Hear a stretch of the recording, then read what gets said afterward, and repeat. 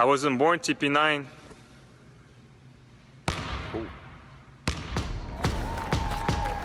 Avant, j'aurais renoncé.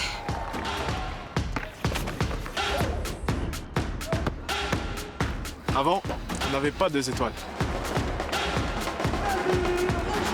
Avant, on parlait que de mon père. Avant, je prenais l'ascenseur. Avant, j'étais fragile. Avant, il était intenable.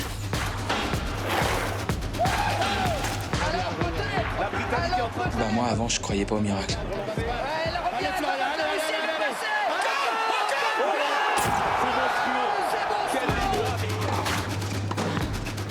Avant, on ne voyait que mon handicap. Avant j'avais pas autant de followers. Avant, il n'y avait qu'une Manodou. Avant, je m'entraînais pas au Brésil. Avant, je collectionnais plutôt les timbres. Avant, j'étais un Kevin parmi tous les Kevin. Plus maintenant. Avant, j'étais pas pote avec Eric Judor. Et maintenant, comme des frères. Avant ici, c'était une impasse.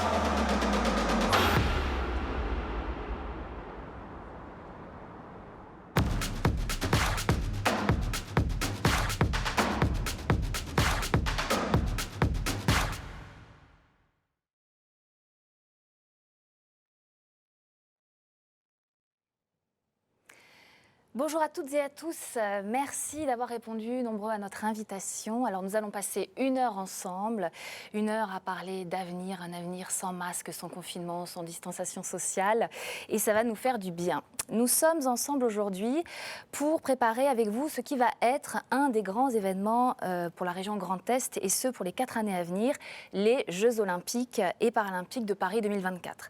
Alors vous allez nous dire, mais alors en quoi ça nous concerne, nous qui sommes dans le Grand Est ?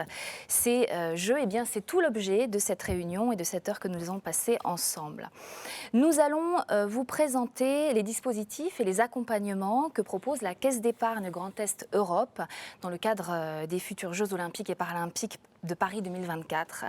La Caisse d'épargne Grand Est Europe, qui est une banque régionale, bien ancrée sur son territoire et qui a pour rôle, et plus encore en ce moment, de soutenir l'économie régionale et d'accompagner les professionnels, les chefs d'entreprise, les acteurs de l'économie sociale et solidaire dans leur développement. Alors avant d'accueillir notre premier intervenant, Bruno Delettré, qui est président du directoire de la Caisse d'épargne Grand Est Europe, notez que vous avez un chat sur lequel vous pouvez poser toutes vos questions et que nous aurons un temps à la fin de cette heure pour y répondre. Alors Bruno Delettré, je me tourne vers vous. Expliquez-nous en quoi la Caisse d'épargne Grand Est Europe peut-elle nous être utile dans cette grande affaire que sont ces Jeux Olympiques et Paralympiques Paris 2024. Bonjour à toutes et à tous. Le groupe BPCE d'abord est partenaire premium des Jeux Olympiques et Paralympiques de Paris 2024. La Caisse d'épargne Grand Est Europe, en tant que banque régionale membre du groupe BPCE, est naturellement associée à ce grand projet. Ce partenariat est vécu comme une évidence pour une banque coopérative comme la nôtre. Nos valeurs d'humanisme, de performance, de solidarité résonnent parfaitement avec l'esprit olympique d'une manière générale. Les ambitions spécifiques du projet 2024 en termes d'intégration économique et sociale des territoires et environnementales sont également en phase avec notre ancrage régional et notre démarche RSE. Notre ambition est d'aider à la réussite des Jeux Olympiques et Paralympiques de Paris 2024 dans toutes ses composantes.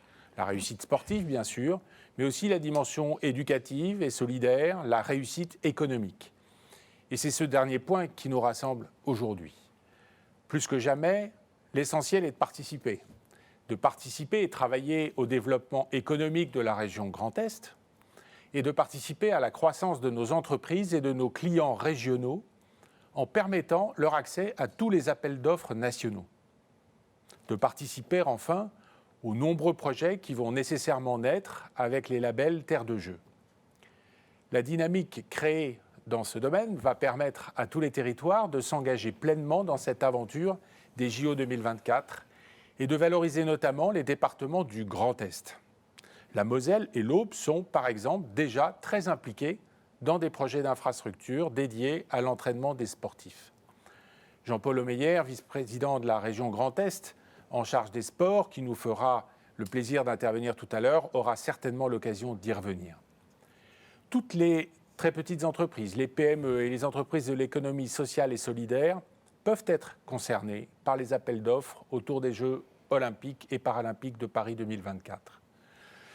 Notre caisse d'épargne, ainsi que les réseaux professionnels que sont le MEDEF, la CRES, la Chambre régionale de l'économie sociale et solidaire, les chambres de commerce et d'industrie, les canaux et d'autres acteurs régionaux sont mobilisés pour accompagner les entreprises de notre région afin qu'elles bénéficient des retombées économiques des Jeux de Paris 2024, pour soutenir l'emploi grâce à la dynamique d'entraînement des Jeux de Paris 2024, pour faire bénéficier les entreprises françaises de notre territoire de l'activité économique générée par l'organisation des Jeux de Paris 2024.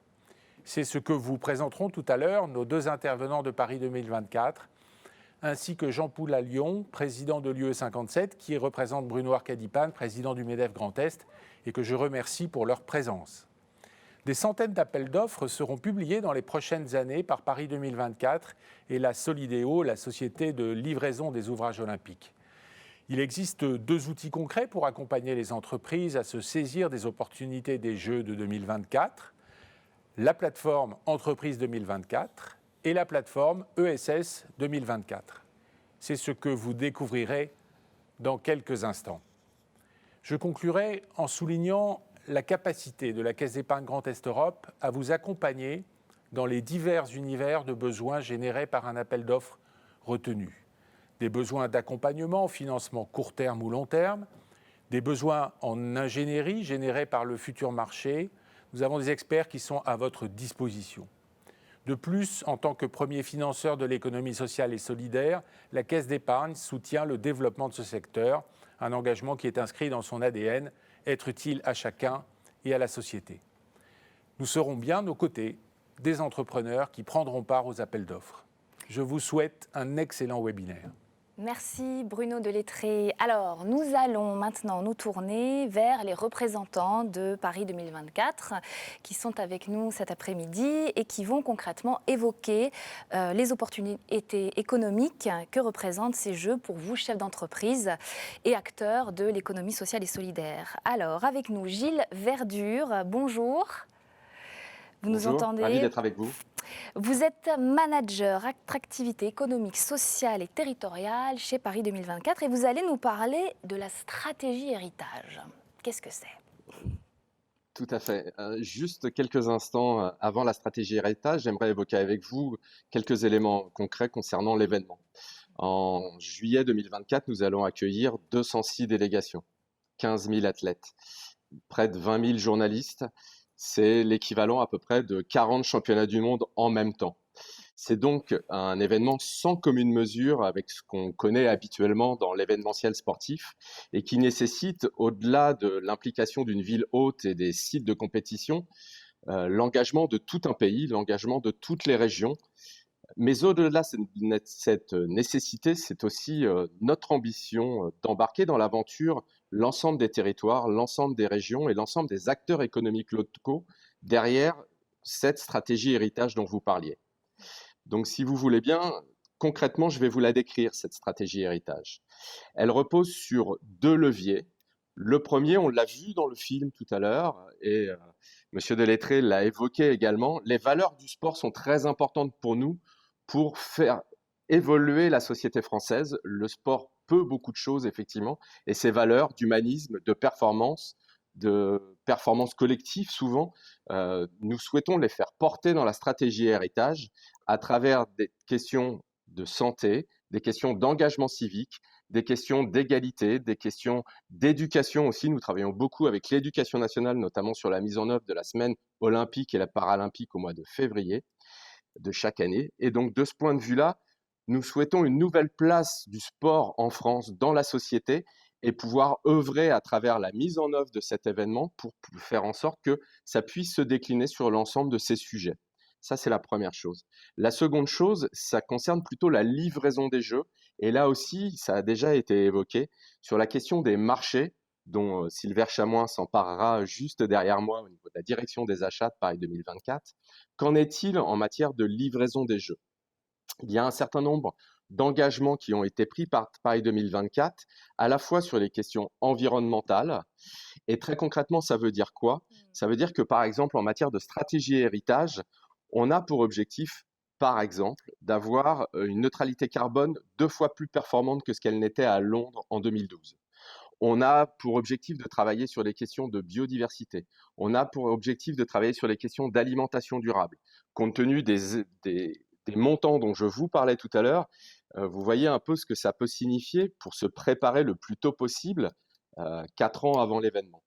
Donc ça concerne plutôt la question environnementale, mais on a aussi beaucoup de choses en matière d'innovation sociale, d'inclusion des personnes en situation de handicap et de création de valeur sur les territoires. Création de valeur sur les territoires, qu'est-ce que ça veut dire très concrètement pour des acteurs économiques du Grand Est comme vous aujourd'hui? Ça veut dire que derrière cette volonté d'être exemplaire en matière d'innovation sociale, d'innovation technique, d'innovation environnementale, on souhaite embarquer l'intégralité du pays derrière une méthodologie, des outils qui permettront de perdurer au-delà de l'événement.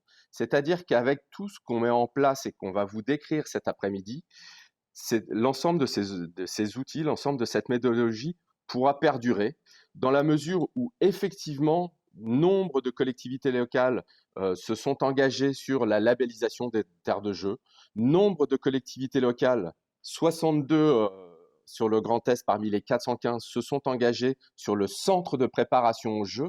Et l'ensemble de ces engagements vont générer dans les collectivités locales des investissements, de la rénovation d'équipements. Je pourrais vous donner l'exemple de Crêpes de Reims, par exemple, qui va être complètement rénové pour l'occasion. Donc, des investissements en matière d'équipement, en matière de rénovation, en matière de nouvel équipement, mais également en termes de célébration au moment de l'événement, au moment des Jeux, qui feront que l'ensemble des régions pourront bénéficier d'un point de vue touristique de cet événement et de ses impacts. D'accord. Alors concrètement, là, comment ça se matérialise pour les entreprises? Alors, ça se matérialise très concrètement de notre côté par une stratégie responsable des achats dont Silver Chamois va parler juste après. Ça se matérialise également par l'investissement des collectivités locales dans ces dispositifs que sont terres de jeu et les centres de préparation au jeu qui permettront d'accueillir des délégations étrangères. Ça se matérialise aussi par une multitude d'événements et d'actions en direction des associations sur les questions d'emploi et de formation. D'accord. Donc, on va peut-être parler de cette fameuse stratégie responsable des achats avec Silver Chamois, qui est avec nous aussi. Bonjour. Donc, vous êtes manager achat Paris 2024. Pouvez-vous donc nous dire en quoi ça consiste, cette stratégie responsable des achats, s'il vous plaît? Tout d'abord, bonjour à toutes et à tous. Silver Chamois, je travaille à la direction des achats de Paris 2024 et je suis notamment en charge du déploiement opérationnel de la stratégie responsable des achats. Donc je suis très heureux d'être aujourd'hui parmi vous et d'autant plus heureux que je suis né dans l'Est de la France et pour la petite histoire, j'ai été étudiant à Strasbourg. Donc l'organisation des Jeux, c'est avant tout une vision et c'est une vision qui se traduit notamment à travers une stratégie responsable des achats dont je vais vous parler. Et c'est une stratégie responsable des achats. Alors, je ne vois pas les slides. Oui, vous aviez quelques chiffres à nous montrer. Voilà, les voilà. Oui, donc, cette stratégie responsable des achats, tout d'abord, elle s'adresse à l'ensemble des familles d'achats et pas seulement à quelques catégories d'achats comme on peut le voir habituellement ailleurs. Elle s'adresse également à l'ensemble des partenaires et des fournisseurs et elle s'applique, je dirais, à toutes les chaînes de production et toutes les chaînes d'approvisionnement. On pourrait citer l'exemple des produits dérivés, de la restauration, de la signalétique ou des infrastructures temporaires. Donc, quelques chiffres sur les Jeux olympiques et paralympiques de 2024. C'est un budget de 3,8 milliards d'euros. C'est un budget à 97% privé grâce à nos partenaires comme la Caisse d'épargne. C'est un budget d'achat de 2,5 milliards d'euros. Ce qu'il faut savoir aujourd'hui, c'est que seulement 5% des marchés à date ont été lancés. c'est plus de 500 catégories d'achats et nous allons référencer sur 6 ans environ 8000 fournisseurs. D'accord.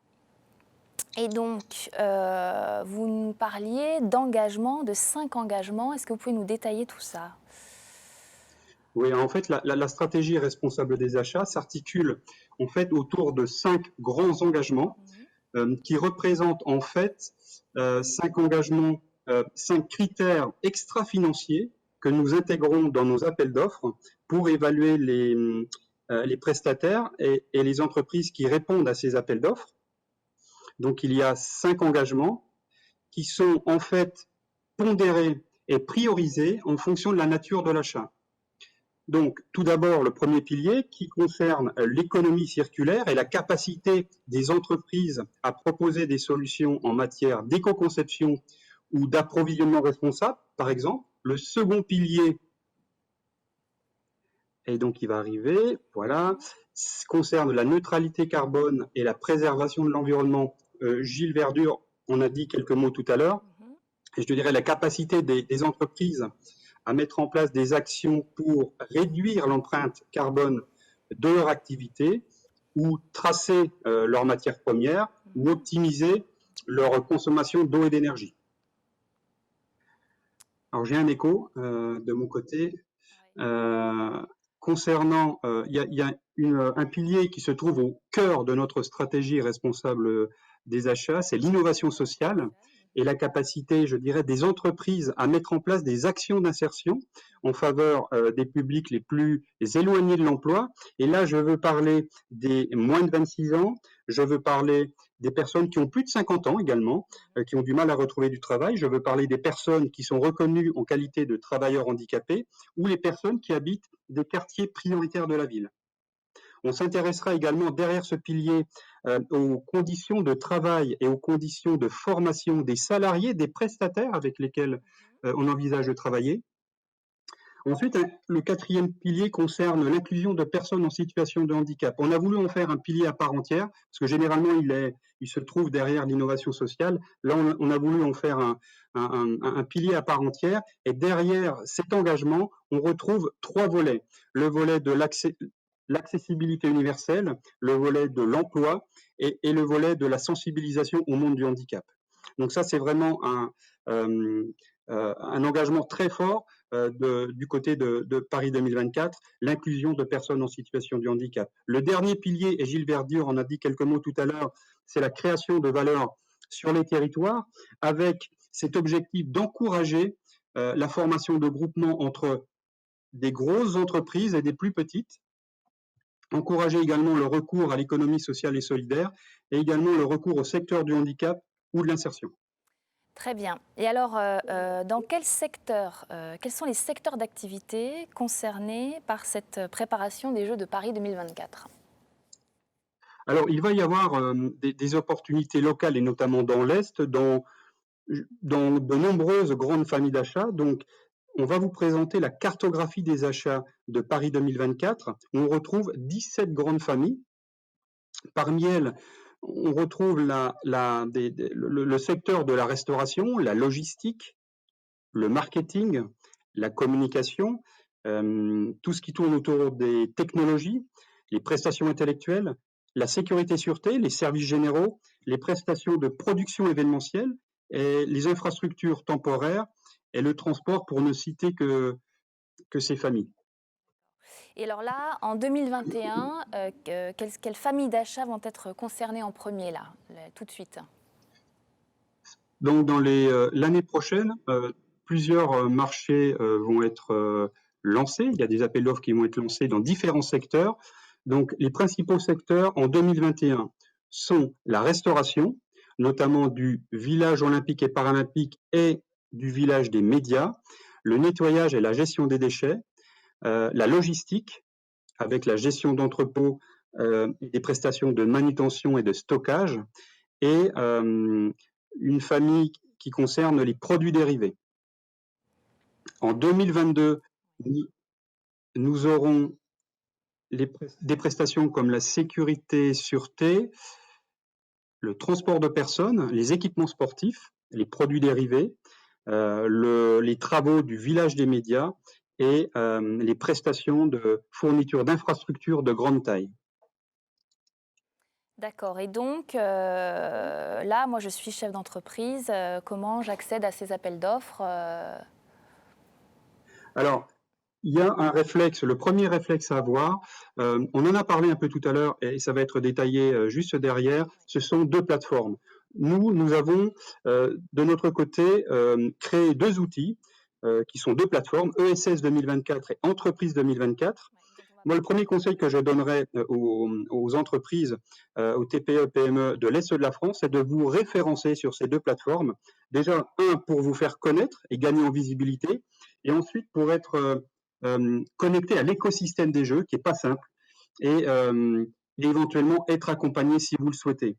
Donc, ce sont en quelque sorte deux courroies de transmission pour nous, qui nous permettent d'y voir beaucoup plus clair et surtout d'identifier suffisamment tôt, avant le lancement des appels d'offres, des entreprises susceptibles de pouvoir répondre à nos besoins. Très bien, merci beaucoup Silver Chamoin. Vous restez avec nous pour les questions-réponses à la fin. Alors justement, on va les découvrir. On va découvrir une des deux plateformes dans une vidéo avec Éric Ingargiola, qui est directeur adjoint du MEDEF, chef du programme Entreprise 2024, et qui va nous dire pourquoi le MEDEF a créé cette plateforme et quel en est l'intérêt pour les dirigeants qui sont avec nous. Je vous propose de regarder.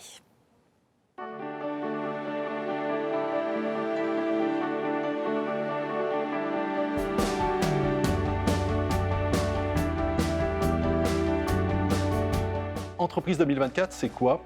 C'est un outil national très simple qui répond à un besoin très concret de la part de beaucoup de chefs d'entreprise. Ils rencontraient pas mal de difficultés à trouver de l'information qualifiée et pertinente liée à l'organisation des jeux. C'est l'information économique et sociale qui est si importante pour un chef d'entreprise pour lui permettre de trouver de nouveaux marchés.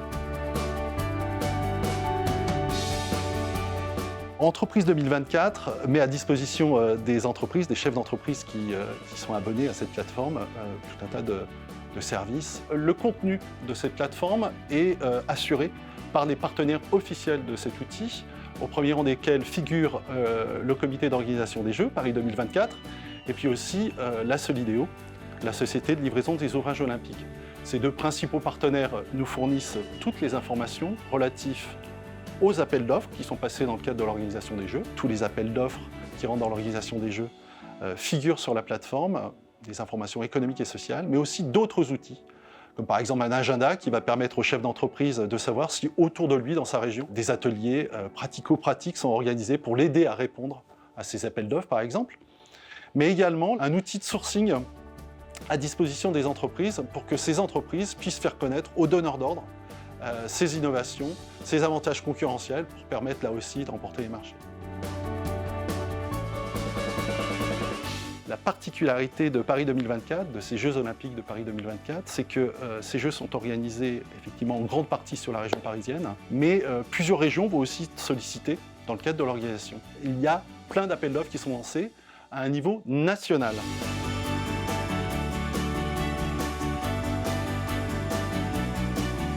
Lorsqu'un appel d'offres est lancé par une collectivité territoriale, par exemple, eh bien, nous sommes alertés de la passation de cet appel d'offres et nous le mettons en ligne.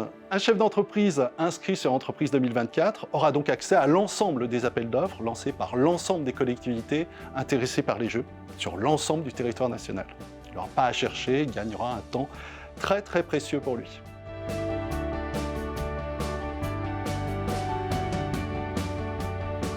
Oui, bien évidemment, toutes les entreprises peuvent répondre aux marchés qui sont lancés dans le cadre des Jeux. Entreprise 2024 est naturellement un outil fait par des chefs d'entreprise pour des chefs d'entreprise et qui s'adresse à l'ensemble des chefs d'entreprise, donc des entreprises de toute taille, même s'il faut savoir qu'on a mis cet outil en place d'abord pour les TPE et les PME qui n'ont pas toujours les mêmes moyens que les plus grosses entreprises dans le cadre de leur démarche commerciale et pour trouver de nouveaux marchés.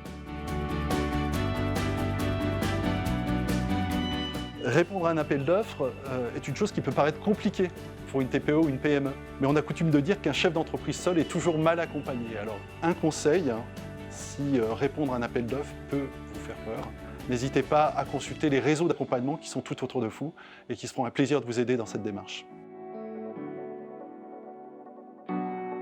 Vous pouvez d'ores et déjà vous enregistrer sur la plateforme Entreprise 2024. Son URL est simple, c'est entreprise au pluriel 2024.fr et suivre son actualité sur son fil Twitter, @2024 entreprise au pluriel.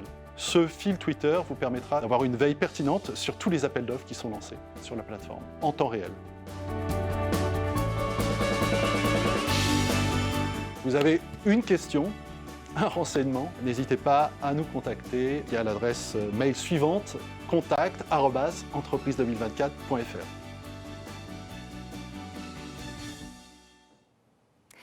Pia Lefischer nous a rejoint. Bonjour Pia, vous nous entendez? Bonjour.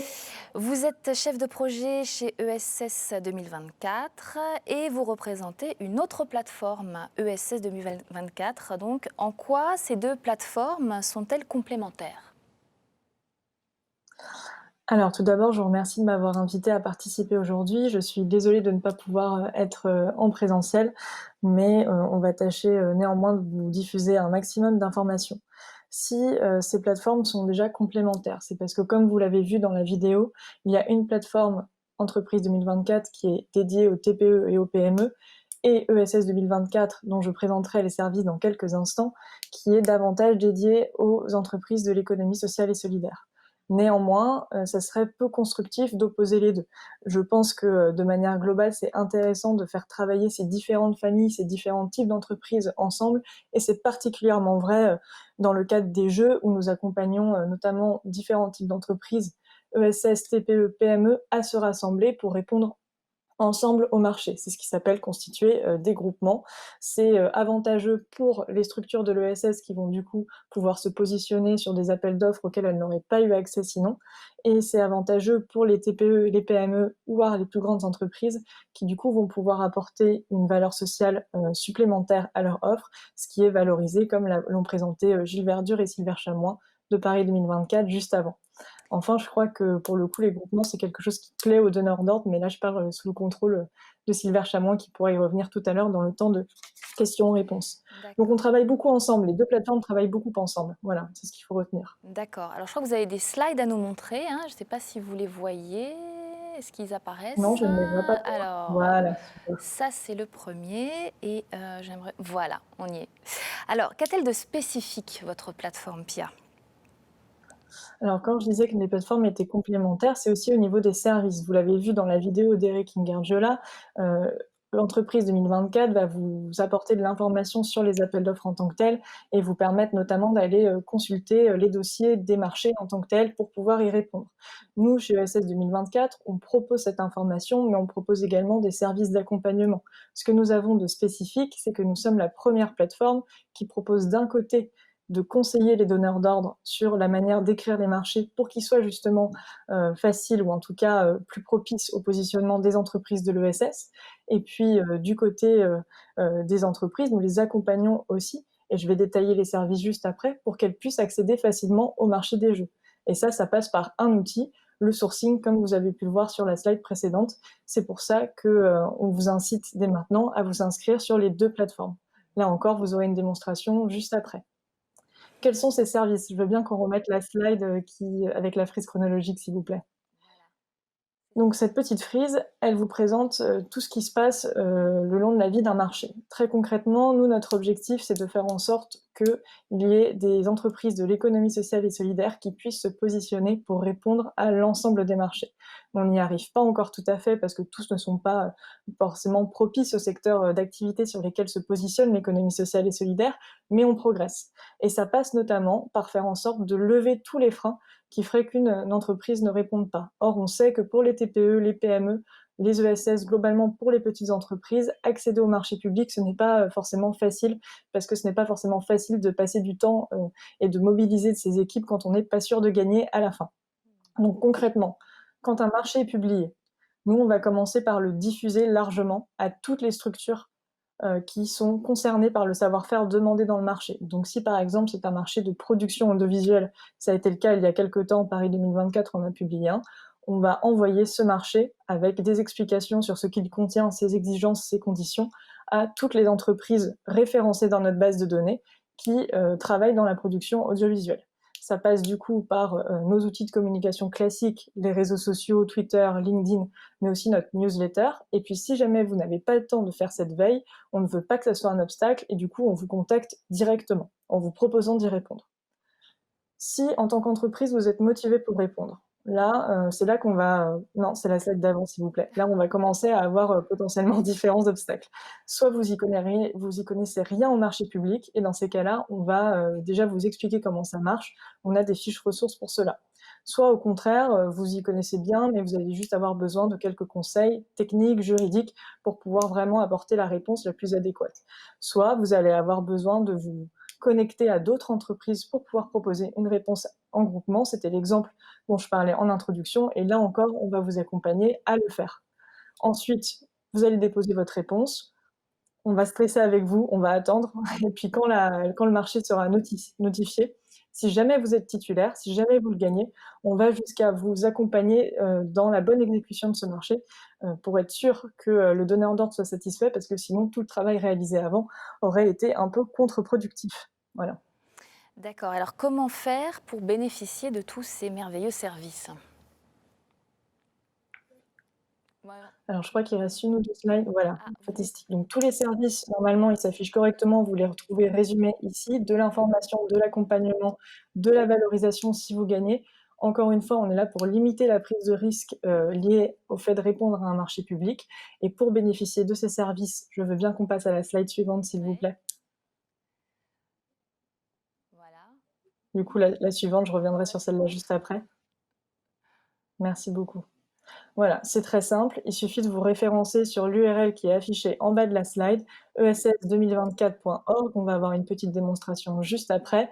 Et c'est vraiment pour toutes les entreprises, notamment parce que, comme je vous l'ai dit, on cherche à favoriser les coopérations économiques. Donc, que vous soyez une TPE, une PME, une entreprise de taille intermédiaire ou une entreprise qui appartient au champ de l'économie sociale et solidaire, on vous invite à vous inscrire parce que c'est comme ça que vous allez pouvoir bénéficier de l'ensemble de ces services qui sont évidemment gratuits pour les entreprises. Voilà. Et un petit mot juste quand même, c'est une méthode qui commence à marcher. C'était la slide juste avant. On a quand même un certain nombre de lauréats. Je crois qu'aujourd'hui, on a 60% des lauréats des marchés des jeux qui sont des TPE, PME, ESS. Et puis là, on a un peu plus que 3% des marchés publiés. Mais la dynamique est bel et bien enclenchée et on a 15% de lauréats qui intègrent des entreprises de l'ESS. En chiffres concrets, ça veut dire qu'aujourd'hui, on a environ 120 lauréats. Et dans une grande diversité de secteurs et des entreprises de différentes tailles. On en a notamment en Grand Est. Pas de Paris 2024, mais de la Solidéo, qui est la société de livraison des ouvrages olympiques. On a l'entreprise Matisse, qui va travailler sur la construction, sur différents travaux de la Solidéo pour apporter son expertise en ossature bois. Et puis, on a aussi un ESAT, donc une structure qui emploie des personnes en situation de handicap, qui va travailler pour aider un des partenaires des Jeux, le Coq Sportif, à remplir ses missions auprès du comité d'organisation. Voilà. D'accord. Et donc, si on résume, en quoi les entreprises de la région Grand Est sont-elles concernées, voilà, véritablement ? Comment elles... Finalement, en quelques mots, vous avez compris qu'il y a déjà des lauréats dans votre région et que les marchés, ils concernent tout le monde. Ce sont des marchés nationaux, donc tout le monde est invité à y répondre. Ensuite, Sylvain Chamois et Gilles Verdure en ont parlé.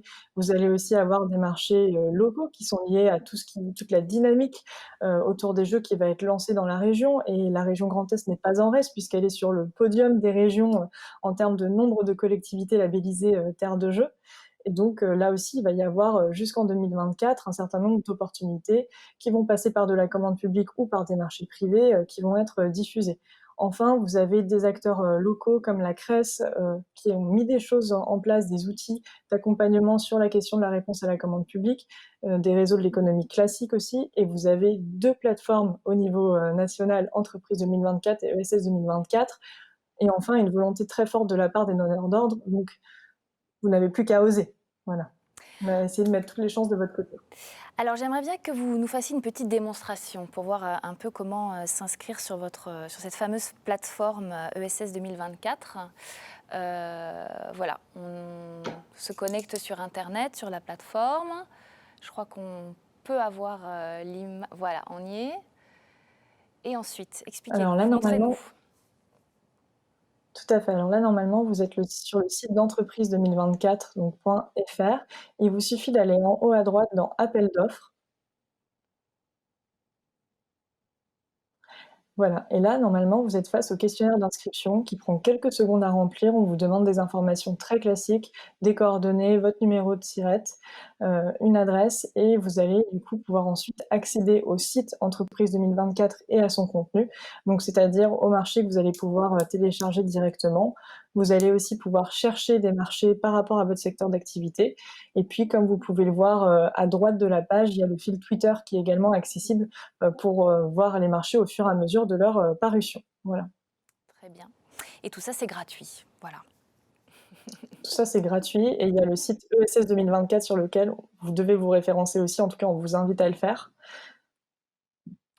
Exactement. Et donc, du coup, là, pareil, c'est très simple. Il suffit de cliquer sur « Se référencer » sur le bouton bleu.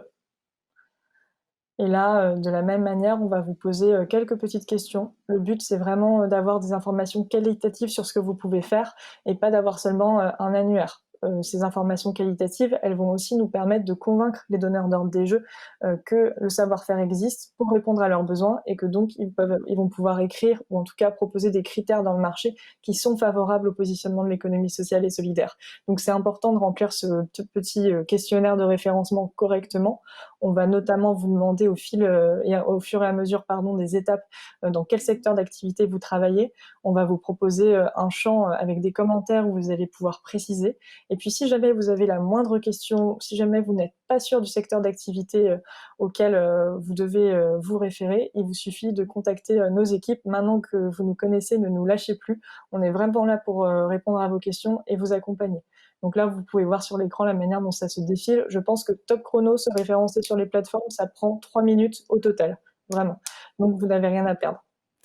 Merci beaucoup, Pia. Vous restez avec nous pour répondre tout à l'heure aux questions des internautes. Pia nous parlait à l'instant du label Terre de Jeux. Alors justement, nous avons la chance d'avoir avec nous aujourd'hui Jean-Paul Aumeyer, vice-président de la région Grand Est en charge des sports. Je ne le vois pas. Jean-Paul Aumeyer, vous êtes là ? Ah, on me dit que sa caméra n'est pas activée. Alors, peut-être qu'en attendant, est-ce que nous aurions peut-être Jean Poulalion avec nous ? On va continuer avec vous en attendant que Monsieur Aumeyer soit des nôtres. Alors, vous êtes président de l'Union des entreprises de Moselle, l'UE 57 MEDEF, qui représente Bruno Arcadipan, président du MEDEF Grand Est. Alors, le MEDEF que vous représentez a initié cette plateforme Entreprise 2024. On en a eu une présentation tout à l'heure.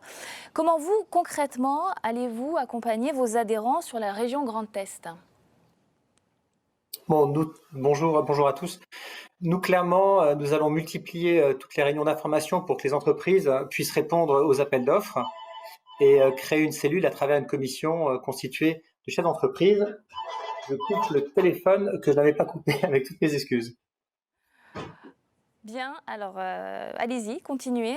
J'ai entendu dans l'oreillette que Jean-Paul Aumeyer était prêt. C'est les joies du direct. Ce que je voulais surtout dire, c'est qu'en fait, on se félicite d'être la 3e plus grande région à pouvoir bénéficier de cet élargissement des Jeux Olympiques de Paris 2024 aux régions. Et donc, la région Grand Est va compter probablement 620 équipements sportifs renouvelés ou créés pour l'occasion, 9 en Alsace, 19 en Champagne-Ardenne, 29 en Lorraine, dont une quinzaine sur la seule Moselle. On est donc très heureux que tout soit pas à Paris, c'est un élément que je voulais souligner. Et puis, comme cela a été déjà dit dans les entretiens précédents, ce qui est une bonne chose, c'est que beaucoup d'entreprises, presque toutes les entreprises, sont concernées par cette activité. Donc, les réunions avec les chefs d'entreprise vont permettre de diffuser la connaissance de la plateforme Entreprise 2024 sur lesquelles les entreprises vont pouvoir participer aux appels d'offres, sachant que tout est extrêmement souvent éclaté dans beaucoup de bases de données différentes et que grâce à cette plateforme, il y aura un seul centre sur lequel la connaissance sera diffusée et partagée avec tous. D'accord. Alors, quels services proposez-vous aux chefs d'entreprise qui pourraient les aider à se développer et répondre à un appel d'offres? Alors, il faut bien préciser les choses. Le MEDEF, et le rôle du MEDEF, c'est pas de permettre ou de faire répondre les entreprises. Nous, on a un rôle d'information au niveau interprofessionnel afin de couvrir tous les sujets, que ce soit les services, le BTP, la restauration, l'hôtellerie, mais surtout l'ingénierie, sans oublier bien sûr les banques, à travers notre partenariat avec la FBF.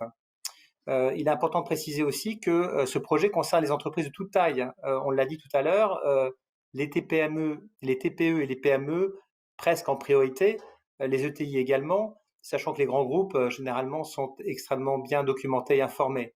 Nous, on ne rentre pas dans la technique. On souhaite informer, fédérer, apporter notre soutien et notre appui si besoin, si bien sûr on peut aider à remplir des formulaires et à se positionner correctement dans l'appel d'offres. On aidera les entreprises en collaboration avec nos adhérents qui sont les 9 MEDEF territoriaux, qui réunissent des entreprises, la région Grand Est, et les 8 fédérations professionnelles, bien sûr la Fédération bancaire française, mais également la Fédération du bâtiment, la FFB, la FRTP, les travaux publics, Syntec, Unicem, l'UMM, l'AFFP, l'AFHP et France Chimie.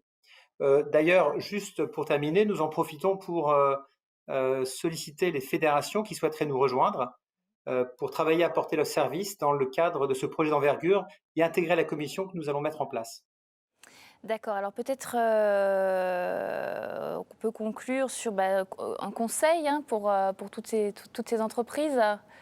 Hein? Absolument, un très bon conseil. Je crois que vous avez une slide à ce sujet pour vous indiquer les MEDEF territoriaux, le MEDEF Alsace, Ardennes, Aube, Haute-Marne de la Marne, Meurthe-et-Moselle, Meuse, les Vosges et l'UE 57 dont je suis le président. Et donc j'invite tout le monde à se rapprocher du MEDEF territorial dont il dépend. Jean-Paul Allion, vous restez avec nous pour les questions. Et donc, nous allons retrouver Jean-Paul Aumeyer, qui, je crois... Bonjour, monsieur Jean-Paul Aumeyer. Bonjour, est-ce que vous m'entendez? On vous voit et on vous entend, tout est bon. Donc, vous êtes vice-président de la région Grand Est, je disais tout à l'heure, en charge des sports. Merci beaucoup d'être avec nous. Alors, le sport fait partie intégrante du Business Act Grand Est. De nombreux territoires et villes de la région ont obtenu le label Terre de Jeux. Et le sport, c'est aussi un vecteur d'attractivité et d'excellence régionale. En quoi des initiatives comme celle de la Caisse d'épargne Grand Est Europe sont-elles utiles pour le sport dans notre région? Écoutez, d'abord, merci pour l'invitation et surtout merci pour l'initiative qui est prise aujourd'hui, qui va effectivement participer à l'ambition que nous portons à travers le Business Act et dans une période pas compliquée de faire du sport et des Jeux olympiques un vecteur d'attractivité et de dynamisation des territoires. C'est une ambition qui est portée par le COJO, le Comité d'organisation des Jeux olympiques, avec les collectivités, que les Jeux olympiques de Paris 2024 soient les Jeux de tous les territoires. Ce qui veut dire que les territoires se mobilisent pour accompagner la démarche vers les Jeux olympiques, mais aussi autour des Jeux olympiques. Vous l'avez dit avant, nous sommes sur le podium en termes de nombre de collectivités et terres de jeux. Nous sommes aussi sur le podium au nombre de centres de préparation aux Jeux. Et là, le rôle de l'entreprise va être particulièrement important puisque la plupart de ces sites auront besoin de travaux, soit de mise aux normes, soit de construction ex nihilo, pour répondre à l'ambition qui est portée par l'ensemble des acteurs de ces Jeux olympiques. Et l'initiative prise aujourd'hui par la BPCE est extrêmement importante, comme aujourd'hui d'ailleurs les études faites par la BPCE qui démontrent le poids économique du sport, qui est aujourd'hui reconnu à tous les niveaux, y compris au niveau du gouvernement, et qui vont nous permettre d'affirmer le rôle important du sport en tant que tel, mais aussi du sport en tant que vecteur de développement économique et de soutien au développement des entreprises.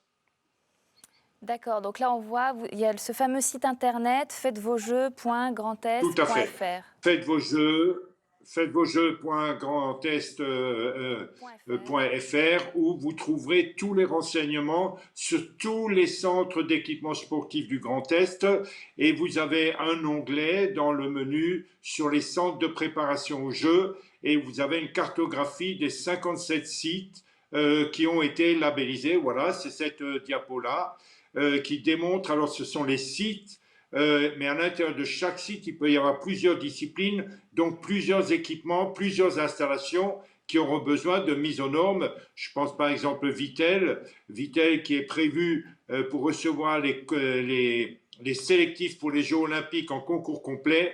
Eh ben, le parcours de concours complet devrait être complètement revu pour répondre aux normes olympiques d'aujourd'hui. Très bien, merci beaucoup Jean-Paul Omeyer et belle journée. Malheureusement, vous ne pouvez pas rester avec nous. Vous vouliez peut-être ajouter quelque chose? Non, je rejoins le CA du Krebs, voilà. Krebs de Nancy, qui est également un centre de préparation aux Jeux.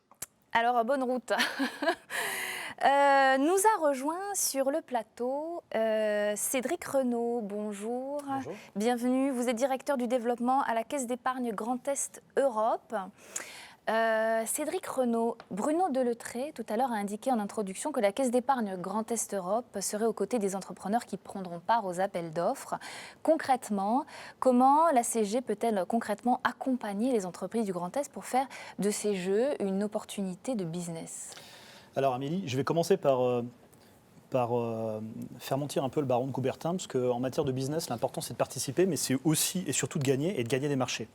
La Caisse d'épargne Grand Est Europe, c'est un établissement régional qui est fortement ancré dans les territoires, qui s'appuie sur un réseau de plus de 330 agences, 6 centres d'affaires basés sur l'ensemble du territoire de la région Grand Est, et qui vise à fédérer toutes les expertises régionales pour accompagner les entreprises et les structures de l'économie sociale et solidaire à se donner toutes les chances de gagner ces nouveaux marchés. Donc concrètement, une fois qu'on a dit ça, concrètement, nos équipes en centre d'affaires et en agence sont à même de pouvoir accompagner, et j'invite vraiment, et je lance vraiment ce message aujourd'hui, à l'ensemble des acteurs économiques à contacter leur agence et leur centre d'affaires pour pouvoir étudier les solutions de financement. Financement, est-ce que cela passe par du financement d'investissement? Est-ce que ça passe par du financement court terme? Est-ce que ça passe par un financement d'un cycle d'exploitation? Est-ce que ça doit passer par un renforcement des fonds propres? Voilà. Donc nos équipes sont à même de pouvoir faire une analyse et un diagnostic global de la situation de chaque structure, de chaque entreprise, de chaque structure de l'économie sociale et solidaire pour apporter les réponses les plus pertinentes. De la proximité, des décisions locales. L'essentiel de nos dossiers sont décidés localement. De près, on se comprend mieux. On n'a pas inventé une meilleure recette pour être réactif, proche, réactif et en décision locale. On a aujourd'hui, j'invite vraiment tous les professionnels à contacter leur agence caisse d'épargne en proximité. Et puis les structures de plus d'1,5 million de chiffre d'affaires à contacter leur centre d'affaires. Et ils trouveront derrière chaque porte caisse d'épargne un interlocuteur à même de pouvoir les accompagner, d'étudier toutes les possibilités pour générer de la trésorerie, pour renforcer leur capacité d'action, pour financer des investissements et pour faire gagner le Grand Est. Quand on s'appelle Caisse d'épargne Grand Est Europe, le territorialité, ce n'est pas un vain mot. Et on a pour mission aussi d'accompagner tous les acteurs du Grand Est pour peser et leur faire bénéficier de ces opportunités économiques. J'entendais tout à l'heure que la plupart des marchés ne sont pas encore publiés, qu'on a encore entre 3 et 5% seulement des marchés qui sont publiés. Ça nous donne une idée du potentiel qu'il reste encore pour aller chercher du business. Et notre rôle, notre mission, c'est d'accompagner justement ces acteurs économiques pour aller chercher ce business. D'accord, donc ça c'est pour les entreprises. Et les collectivités dans tout ça, comment vous les accompagnez? Alors, les collectivités vont être amenées également à faire pas mal d'investissements. Elles ont déjà commencé pour une grande partie, mais il reste encore des investissements à faire jusqu'en 2024. Des infrastructures sportives, des infrastructures d'aménagement. La Caisse d'épargne est un partenaire historique des collectivités en région et on est également en position aujourd'hui de pouvoir les accompagner et d'étudier toutes les possibilités d'accompagnement financier pour les aider à financer ces investissements. Si vous voulez, on n'a pas attendu les Jeux Olympiques pour justement être en proximité avec les collectivités. La Caisse d'épargne a 200 ans l'année dernière, pardon. Et c'est aujourd'hui somme toute assez logique qu'on continue à les accompagner sur leurs investissements d'infrastructure. Très bien. Eh bien, merci beaucoup. Merci. Merci à tous pour cet échange et toutes ces précisions. Alors, je pense que nous avons eu quelques questions sur le chat. Oui, on me fait signe que oui. Peut-être que nos différents intervenants vont pouvoir y répondre. C'est Laurence Saint-Donino, la première question. Y a-t-il des prestations intellectuelles à l'intérieur de chaque famille d'achat ? La sécurité, par exemple, pour les technologies. Alors, qui veut répondre ?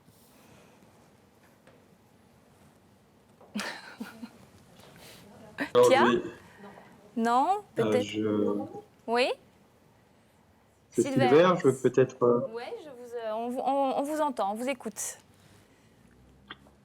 En fait, alors les prestations intellectuelles, il y en a effectivement dans différents domaines. Il y a beaucoup de prestations intellectuelles qui ont été commandées. J'ai un écho qui est un peu gênant. Qui ont été commandées pendant la phase de stratégie, ce qu'on appelle la phase de stratégie, au cours des 2 premières années, côté Paris 2024, pour nous accompagner dans la mise en place d'un certain nombre de stratégies. Ensuite, alors côté sécurité et sûreté, je ne vois pas ce que vous entendez par prestation intellectuelle, puisque dans la famille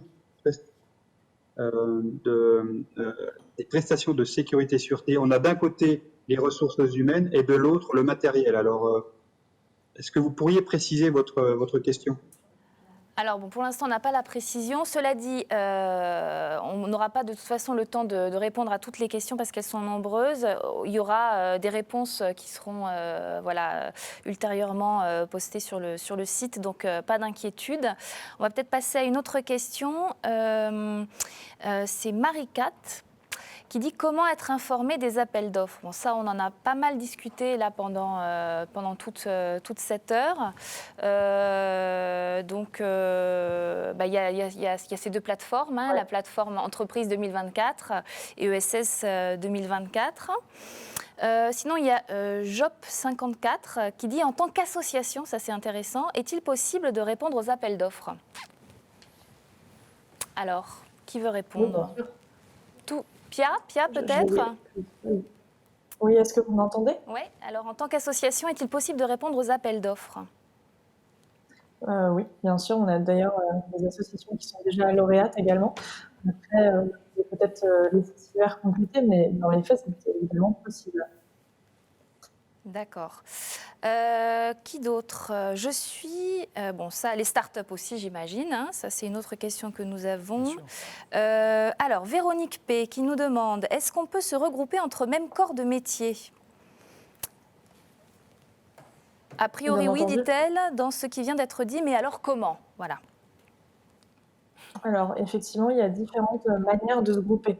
Et justement, quand vous dites comment, ça va être à nous de décider ensemble quel est le meilleur schéma de groupement. Ça va dépendre de l'exigence du marché, ça va aussi dépendre des entreprises avec lesquelles vous souhaitez vous grouper et des compétences que chacun a à mettre dans la bourse commune. Pour se grouper très concrètement, pour répondre à un appel d'offres, le plus simple, c'est que vous vous référenciez sur SS 2024, que vous nous envoyez un mail en disant « Voilà, moi, ce que je sais faire, j'ai vu tel marché et du coup, j'aimerais répondre avec d'autres personnes. Est-ce que vous pouvez me mettre en contact avec des entreprises ?» Ou alors, l'autre solution, c'est que c'est nous qui allons vous contacter directement pour vous proposer de rejoindre un groupement. Et ensuite, charge à nous de trouver ensemble le bon modèle de groupement non entamé d'entreprise, ou bien d'aller un peu plus loin s'il le faut dans la collaboration. Voilà. Alors, merci beaucoup Pia. Autre question, beaucoup de questions sur le statut des entreprises et comment, avec ce statut-là, elles pourront intégrer ce beau projet. Alors, on a une autre question. Après un ensemble de l'aperçu, c'est de savoir comment un auto-entrepreneur pourrait-il prendre part à tout cela. Merci. Pia, peut-être Sylvain. Ou Sylvain. Sylvain, je vais son expérience. Un auto-entrepreneur peut monter à bord à travers un groupement, par exemple. Seul, c'est souvent compliqué puisque la taille des marchés, l'auto-entrepreneur est souvent trop petit pour pouvoir répondre seul. En revanche, en s'entourant, en s'informant suffisamment tôt, l'auto-entrepreneur peut répondre à un marché des Jeux olympiques et paralympiques à leurs besoins. En s'adossant, par exemple, à un grand groupe ou un prestataire ou un major. D'accord. C'est possible. D'accord. Une autre question.